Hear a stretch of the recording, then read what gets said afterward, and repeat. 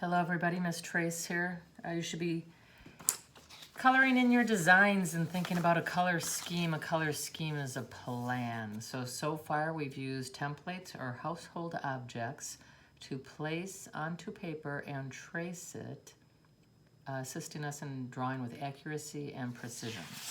Example, example, example. All right. What I'm going to do today, though, is give you a little demo on how to color in those shapes. So, first of all, you got to come up with a color scheme. A color scheme means plan. Are you going to use warm colors? Are you going to use cool colors? Are you going to use complementary colors, tertiary colors, primary colors, secondary colors? We'll talk more about color choices later. Now we're talking about technique. I'm going to use cool colors, like my tattoo. Blue, like water. I like it. All right, so one of the things you can do, let me take this for example. Mask out the area you do not want to draw on.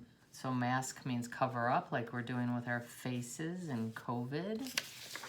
So let me look at this area here. I'm going to cover it up. I don't want to color outside of this line. I'm going to color this shape. So what I do is I put this here. I cover it up. And I just draw like this. I'm holding that down so that I can just go into the ledge. It's thick paper, so that works. Or you can color off the edge like that. This is coloring off is really, starting on it and going off of it is really good with like pastels or chalk.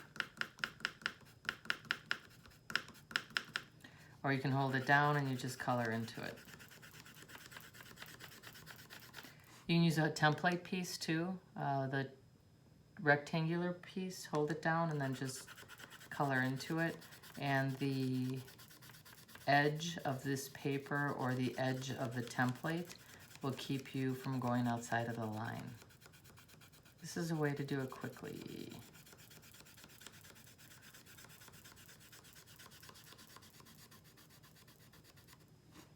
When I remove this, as you can see, I stayed nice in the line. See that? That's pretty cool. I'm going to draw this way. Block this area out. Same thing.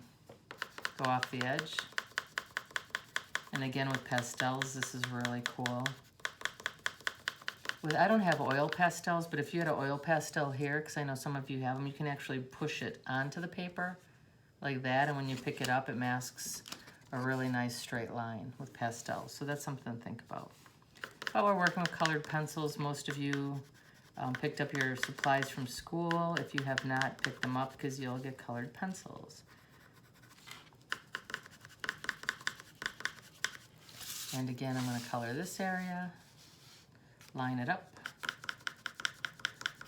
go off the edge, or hold it down and go into the edge.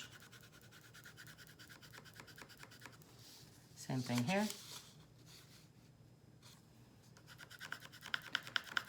I don't know how long this video will be when I'm through. I try to make them short as not to take a lot of your time. So I'm going to whip through some of these techniques.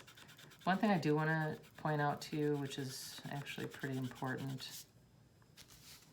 is when you guys are working with crayons or colored pencils, if you think about it, if you think about the point of this right here, that point, when you go from point A to point B with this point, it actually makes a line. So some of you, in fact, I think most of you, which is normal when you start drawing, are really just drawing a lot more lines in your design. Okay, so that would be, for example, you're gonna color in this shape and you just go like this. This actually ends up being more lines in your line design, and it takes away from the design itself. So what you want to do is take these lines and color them in so that they become a shape.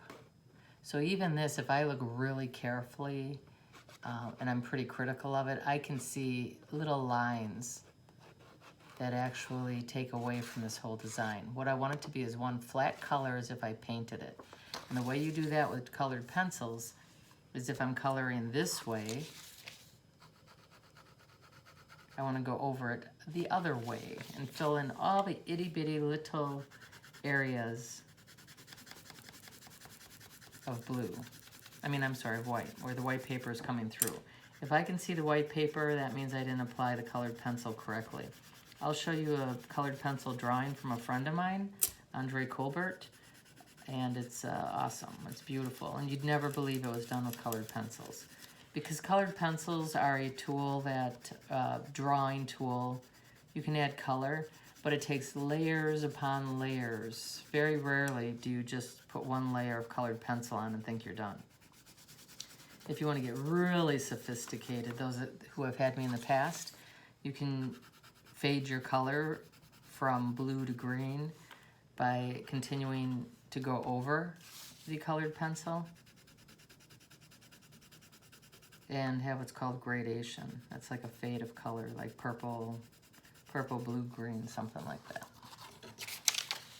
So as you can see, I'm coloring this in carefully. In the event you don't mask it out like I had suggested, like this, say it's too much trouble, you don't like it, what you can do is go parallel to the line in which you're trying to stay inside of. And so instead of drawing like this and trying to stop right there, turn your paper and draw parallel to it, going very slowly when you're right next to it, and then going faster as you pull out from it. So again, I'm coloring dark and slow, real close to the line, but parallel to it, and then pulling it out. And again, colored pencil needs layers, layers, layers, layers, layers, layers. Go over it once, turn your paper. So what I'm doing is I'm filling this whole shape in. Does it take some time? Yes, but it's kind of cool. Again, it's relaxing. Nothing about this should stress you out. And look at your design. You don't have to draw in every other shape. Every shape, maybe every other shape. Maybe you're just going to draw one in and make it a focal point. But each of these designs should be unique to you, and they should tell me something about you as an artist.